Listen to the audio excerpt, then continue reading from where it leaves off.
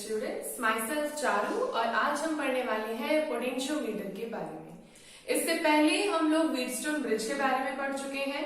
Wheatstone का principal हम लोगों को पता है और हमने उसकी एक एप्लीकेशन देखी थी मीटर ब्रिज में।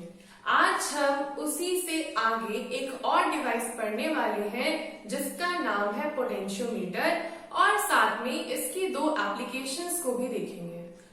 आइए देखते हैं क्या बोल रही है। पहला ये पोटेंशियोमीटर क्या होता है। सबसे पहले हमें ये पता होना चाहिए कि पोटेंशियोमीटर जो ये डिवाइस है ये एक्चुअल में क्या होती है।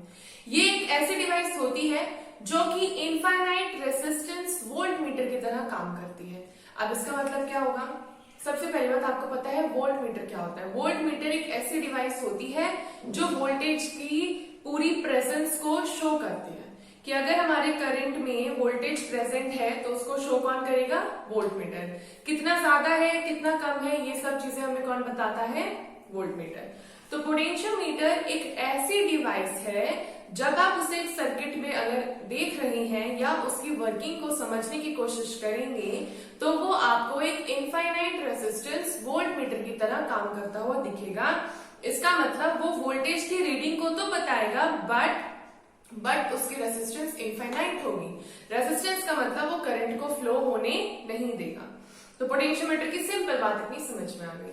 बच्चों ये चीज जितना थ्योरेटिकली इंपॉर्टेंट है उतना ही ज्यादा प्रैक्टिकली भी इंपॉर्टेंट है।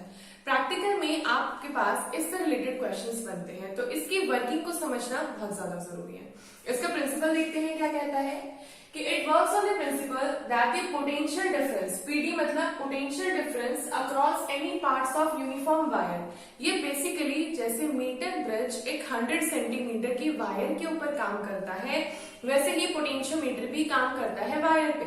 बट इस वायर की लेंथ हम 4 मीटर 12 मीटर 8 मीटर्स ले सकते हैं। 1 मीटर का नहीं लेते हैं, थोड़ा बड़ा लेते हैं।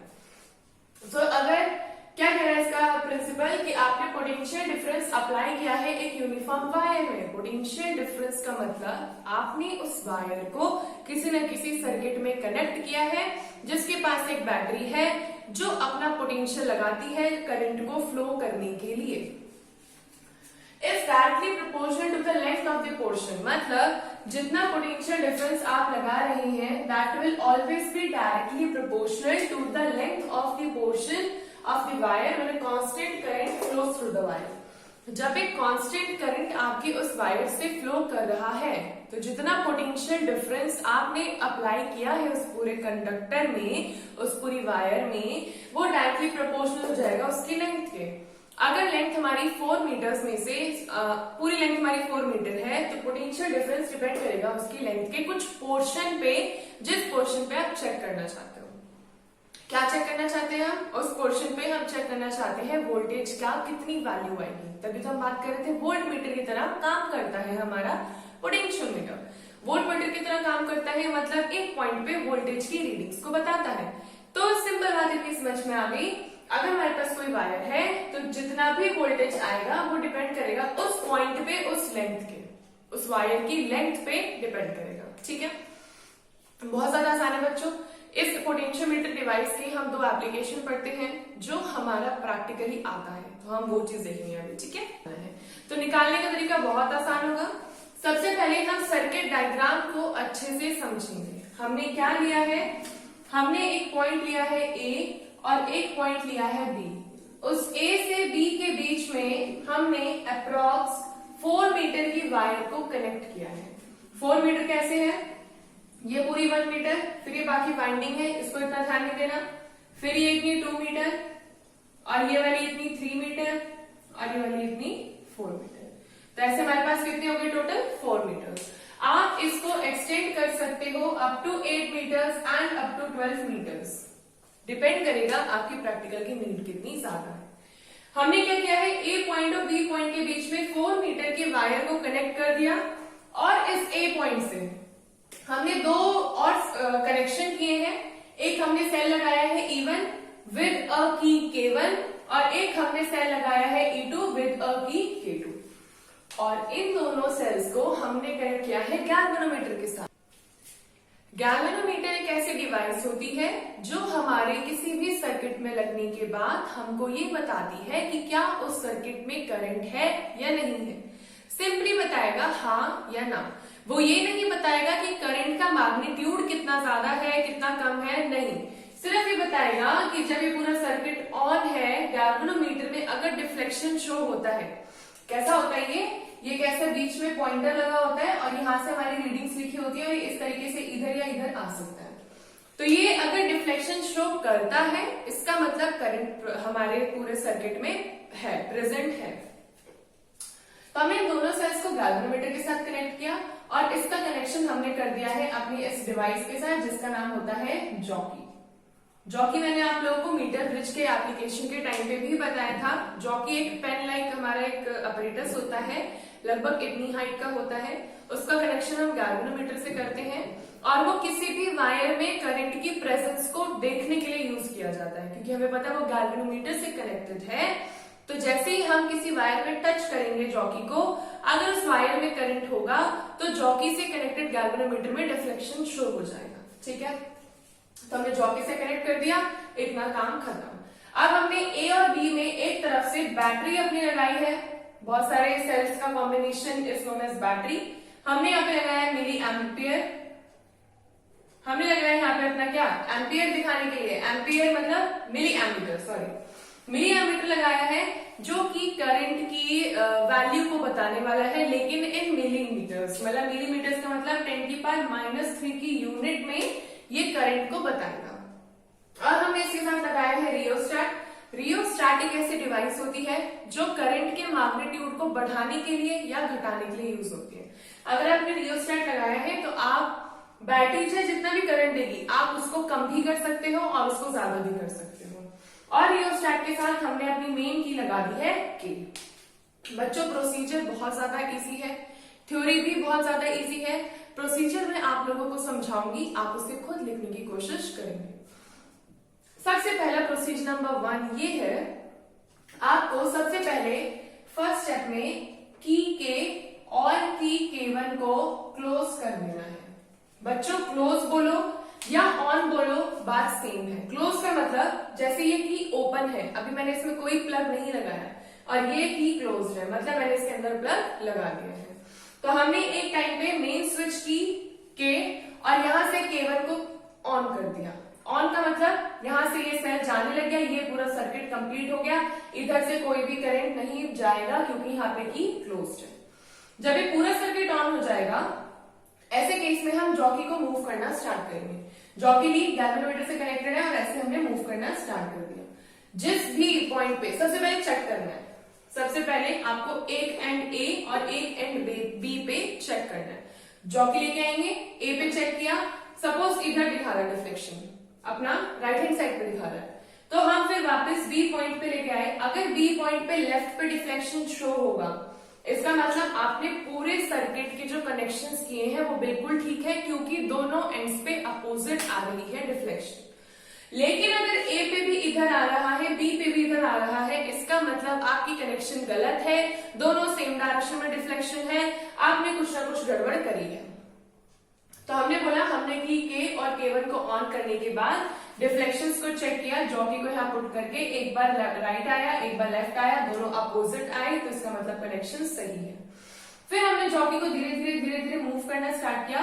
मान लो किसी भी एक पॉइंट, इस पॉइंट पे गैल्वेनोमीटर की रीडिंग आ गई 0, ना लेफ्ट डिफ्लेक्शन ना राइट डिफ्लेक्शन, एकदम मेन पोजीशन पे आ गया 0। तो ऐसे केस में हम जॉकी की इस पोजीशन को मान लेंगे J1। क्या मान लेंगे? J1। जैसे ही हमने J1 मान लिया, हमने बोला था क्योंकि हम पोटेंशियोमीटर की क्या कर रहे हैं, एप्लीकेशन कर रहे हैं, तो पोटेंशियोमीटर सिंपल बात कहता है जितना भी पोटेंशियल डिफरेंस एक सर्किट में प्रोड्यूस्ड होगा वो डिपेंड करेगा उस पॉइंट पे उसकी लेंथ पे। तो यहां से हमने ए से देखना स्टार्ट किया था और हमें पहली पोजीशन मिल गई J1, तो इसका मतलब J1 बराबर मिल जाएगा L1 के। L1 हमारी पहली लेंथ है, हमें पता है पूरा 4 मीटर की वायर है, तो यहाँ पे कुछ ना कुछ डिस्टेंस, कुछ ना कुछ मैग्नीट्यूड लिखा होगा, मान लीजिए 41 लिखा है, तो इसका मतलब J1 की वैल्यू कितनी आ जाएगी 41। इससे हमें क्या देखने को मिलेगा जो हमारा पहला सेल था E1, क्योंकि हमने E1 को अभी ऑन किया है, तो E1 की जो EMF आएगा वो डिपेंड करेगा उसकी लेंथ पे, जिस लेंथ पे गैल्वेनोमीटर ने जीरो डिफ्लेक्शन शो किया। I am again repeating the same thing. हमने क्या बोला? हमने बोला E1 की जो वैल्यू आएगी दैट विल डिपेंड कि गैल्वेनोमीटर ने किस पॉइंट पे अपना डिफ्लेक्शन जीरो शो किया। अगर उसने J1 पॉइंट पे अपनी डिफ्लेक्शन जीरो शो करी है तो J1 पॉइंट की कुछ ना कुछ लेंथ होगी, 4 मीटर, 40 मीटर, 50 मीटर, 60 मीटर, कुछ ना कुछ होगा, उसको हम यहाँ पर लिख देंगे। इसका मतलब E1 is equal to KL1, क्योंकि डायरेक्टली प्रोपोर्शनल है, प्रोपोर्शनलिटी का साइन हटाएंगे, KL1 आ जाएगा। सिमिलरली ये तो हमारा पहला स्टेप, जब हमको अपनी पहली लेंथ मिल गई। अब हम सेकेंड स्टेप करेंगे जिसमें हम की K1, K और K2 को ऑन करेंगे, मतलब मेन की हमारी K और हमारी सेकेंड की K2 ऑन करेंगे। तो जब K2 ऑन करेंगे तो K1 ऑफ हो जाएगी, तो यहां से हमने क्या कर दिया? K2 को ऑन कर दिया। ठीक है, सेम सर्किट वही है, कोई चेंजेस नहीं करने हैं। अब क्या करना है? जैसे ही आपने की K को ऑन कर दिया है और क्लोज कर दिया है, ये पूरे सर्किट में करंट फ्लो करेगा। अब जैसे आप गैल्वेनोमीटर से जॉकी को कनेक्ट करके यहां से मूवमेंट शो करोगे, एक पॉइंट और ऐसा मिलेगा जहां पे आपके गैल्वेनोमीटर जीरो डिफ्लेक्शन शो करेगा। प्रोसीजर एकदम सेम है, जीरो डिफ्लेक्शन शो करेगा। अगर जीरो डिफ्लेक्शन शो करेगा इसका मतलब हमारा पूरा सर्किट सही है और हमको अपना दूसरा पॉइंट मिल चुका है J2, जिसकी कुछ ना कुछ लेंथ होगी L2। इसका मतलब AJ2 बराबर आ जाएगा L2 के, जो कि हमें पता है, पोटेंशियोमीटर यही कहता है। पोटेंशियोमीटर सिंपल बात कहता है कि EMF will depend upon the length. EMF किस पर डिपेंड करेगा? उसकी लेंथ पे। तो E2 इक्वल टू कितना आ गया? KL2, जिसमें K क्या है हमारा? सबसे इंपॉर्टेंट चीज K क्या है? Potential gradient. जैसे कि हम बोलते हैं यहीं से कि हमारा EMF या फिर पोटेंशियल डिफरेंस डिपेंड करता है लेंथ पे, तो यहां से जब भी हम प्रोपोर्शनैलिटी का साइन हटाते हैं हमें मिलता है K, जिसमें K को हम बोलते हैं पोटेंशियल ग्रेडियंट। K की वैल्यू E/L या V/L हो सकती है, क्योंकि आपको पता है EMF और पोटेंशियल दोनों सेम होते हैं। ठीक है बच्चों, जब इतनी बात समझ में आ गई तो हमारे पास ये दो इक्वेशन आई, E1 equal to KL1, E2 equal to KL2। दोनों इक्वेशंस को डिवाइड कर देना है, फर्स्ट डिवाइडेड बाय सेकंड। तो E1 upon E2 equal to KL1 upon KL2, और यहाँ से K से K cancel, E1 upon E2 equal to L1 upon L2। और यही हमारा मेन कंपैरिजन था from one cell and another cell. यही तो करना था हमें, comparison of EMF of two cell. दो सेल आपको गिवन है, आपको उनके EMF का कंपैरिजन करना है, वो हमने यहाँ पर करके दिखा दिया using the device potentiometer and its principle, जो कहता है potential is directly proportional to the length at which we are checking, या जहां पे हमारा करंट फ्लो कर रहा है, हमको उस पॉइंट पे चेक करना है। ठीक है बच्चों, बिल्कुल भी डिफिकल्ट नहीं है, नोट करना चाहो आप नोट करो, बट इसका प्रोसीजर बहुत ज्यादा इंपॉर्टेंट है लिखना। जैसे जब आपके एग्जाम में अगर आएगा तो आपको इसका प्रोसीजर जरूर लिखना होगा। तो आओ बच्चों, अब हम देखते हैं अपनी पोटेंशियोमीटर की सेकंड एप्लीकेशन। सेकंड एप्लीकेशन ये कहती है determination of internal resistance of a cell. आप पोटेंशियोमीटर का यूज करके अपने सेल का जो इंटरनल रेजिस्टेंस है वो पता लगा सकते हैं। सबसे पहली बात यही इंपॉर्टेंट है, इंटरनल रेजिस्टेंस क्या होती है सेल की, तो आई होप आप लोगों को याद होगा। जब भी हम EMF का इस तरीके से साइन बनाते हैं और इसके साइड में ऐसा छोटा सा रेजिस्टेंस R लगा देते हैं, ये होता है इंटरनल रेजिस्टेंस। इंटरनल रेजिस्टेंस नाम से ही पता लग रही है, इंटरनल मतलब अंदर, रेजिस्टेंस मतलब रोकना। अंदर से जब सेल के अंदर कोई ऐसी चीज प्रेजेंट है जो करंट के फ्लो को रोकती है, हम उसको बोलते हैं internal resistance of the cell. एक ऐसी अपोजिशन ऑफर कर रहा है हमारे सेल को, सेल के फ्लो, करंट फ्लो को, उसको हम बोलते हैं internal resistance of the cell. हम पोटेंशियोमीटर के यूज के साथ हम इंटरनल रेजिस्टेंस आराम से डिटरमाइन कर सकते हैं। सर्किट एकदम सेम है जैसा हमने अपनी एप्लीकेशन नंबर 1 में किया था। क्या है सर्किट? हमारे पास है 2 पॉइंट्स A और B। उस A B पॉइंट पे हमने लगभग 4 मीटर लंबी वायर को कनेक्ट कर दिया है।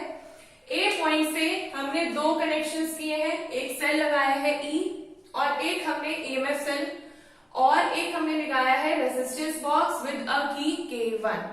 और ये जो सेल लगा है इसकी ईएमएफ कितनी है E, और इन दोनों को हमने ज्वाइन कर दिया है गैल्वेनोमीटर से। गैल्वेनोमीटर को हमने ज्वाइन किया है जॉकी से। जॉकी बताएगा कि हमारे वायर में करंट है नहीं है, उस पॉइंट पे चेक करेगा और डिफ्लेक्शन को शो करेगा।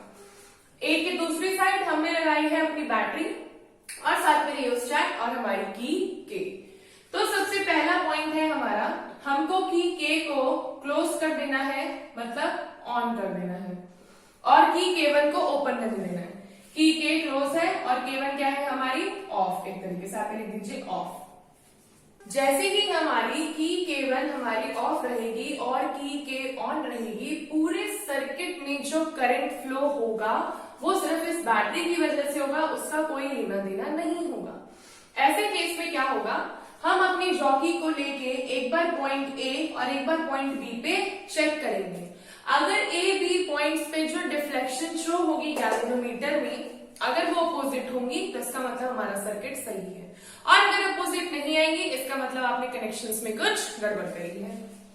आपने जैसे इसे कनेक्ट कर दिया, इसके बाद आप जॉकी को लेके धीरे धीरे धीरे धीरे मूव करना स्टार्ट करोगे। मान लो किसी भी एक पॉइंट यहाँ पर, जिसको मैंने नाम दे दिया J1, यहाँ पर मेरे गैल्वेनोमीटर की जो डिफ्लेक्शन आ रही है वो आ रही है 0, नल पोजीशन पे आ चुका है। इसका मतलब हमें अपना पॉइंट मिल गया, अपना बैलेंस पॉइंट मिल गया। क्या लिखेंगे, AJ1 इक्वल टू L1। क्यों? क्योंकि हम पोटेंशियोमीटर के प्रिंसिपल को जानते हैं। पोटेंशियोमीटर का प्रिंसिपल कहता है potential is directly proportional to the length of the wire. तो यहां से हमको मिल गया EMF E1 equal to L1। ठीक है, या E1 भी ना बोल के E बोलते हैं क्योंकि हमारे पास एक ही सेल है, तो हमने उसका नाम दे दिया E equal to L1, E equal to K L1। हमारी फर्स्ट इक्वेशन आ गई। सेकेंड इक्वेशन कैसे आएगी, जब हम अपना सेकेंड स्टेप करेंगे जिसमें K भी ऑन है K1 भी ऑन है। फर्स्ट में तो वो ऑन था, एक ऑफ था, आपकी बारी दोनों को ऑन कर दिया, तो मतलब यहां से ये भी ऑन हो गया और यहां से ये भी ऑन हो गया। जैसे ही ऑन हुआ सर्किट में करंट का फ्लो स्टार्ट हो गया, प्लस इधर भी साथ में रेजिस्टेंस फ्लो स्टार्ट हो गया। यहाँ पे जो हमने रेजिस्टेंस बॉक्स लगाया है, इसका काम क्या होता है बच्चों, रेजिस्टेंस बॉक्स में बहुत सारे रेजिस्टेंसेस होते हैं, डिफरेंट ओम के, 2 ओम 3 ओम 5 ओम कुछ भी हो सकता है। हम अगर रेजिस्टेंस निकालते हैं, रेजिस्टेंस का मतलब पूरे सर्किट में से हमने उन फैक्टर्स को निकाल दिया जो करंट के फ्लो को रोक रहे थे। जैसे ही हम उनको निकाल देते हैं, इसमें करंट का फ्लो और ज्यादा होने लग जाता है। सेम वही कहानी होगी, गैल्वेनोमीटर को लेके हम point A and point B पे चेक करेंगे कि क्या यहाँ अपोजिट डिफ्लेक्शन आ रही है। अगर अपोजिट डिफ्लेक्शन आएगी हमारा सर्किट सही है, और अगर नहीं आएगी तो इसका मतलब हमारे सर्किट में कुछ गड़बड़ है। जैसे ही हमने इसको रब करना स्टार्ट किया जॉकी को, मान लो किसी भी इस पॉइंट J2 पे हमारे गैल्वेनोमीटर में 0 डिफ्लेक्शन आ गई, ना इधर ना इधर, सिर्फ सीधा नल पोजीशन पे आ चुका है। ऐसे केस में हम लिखेंगे AJ2 equal to L2, AJ2 equal to L2। यहां से हमको हमारा पोटेंशियोमीटर का प्रिंसिपल यूज करना है, जहां पे EMF will be directly proportional to the length of the wire. यहाँ पे हम EMF की जगह हम V लेने वाले हैं। V is the potential that is produced in the circuit, तो V इक्वल टू KL2। हमने फर्स्ट इक्वेशन बनाई, सेकंड इक्वेशन बनाई, फर्स्ट और सेकंड को डिवाइड कर दिया, तो E upon V equal to KL1 upon KL2 cancel out हो जाएंगे और हमारे पास रिलेशन आ जाएगा E upon V equal to L1 upon L2। जब इतनी चीज आ चुकी है तो अपना टॉपिक याद करो, क्या करना था, डिटर्मिनेशन ऑफ इंटरनल रेजिस्टेंस। हमें इंटरनल रेजिस्टेंस निकालना है, मतलब हमें स्मॉल r निकालना है। स्मॉल r क्या फॉर्मूला होता है, capital R into E upon V minus 1। यहाँ से E अपॉन V की वैल्यू सिंपल रख देंगे, R L1 upon L2 minus 1। अब प्लीज ये मत आप भूल मत जाना कि हमने ये फॉर्मूला कहाँ पढ़ा था। ये हमने अपने चैप्टर की स्टार्टिंग में ही पढ़ा था। इंटरनल रेजिस्टेंस, EMF मतलब इलेक्ट्रोमोटिव फोर्स क्या होता है, इंटरनल रेजिस्टेंस क्या होता है, ये फॉर्मूला कहाँ से आता है, पूरा डेरिवेशन हम लोगों ने पढ़ रखा है। अगर आपने वो नहीं पढ़ा है तो एक बार आप पहले प्रीवियस लेक्चर्स की वीडियो जरूर देखें। तो इस तरीके से हमारे पास इंटरनल रेजिस्टेंस आ जाएगी in the form of length, जो कि वायर की लेंथ है। ठीक है बच्चों, बहुत ज्यादा इजी एप्लीकेशन है, इसकी थ्योरी लिखना भी बहुत ज्यादा आसान है।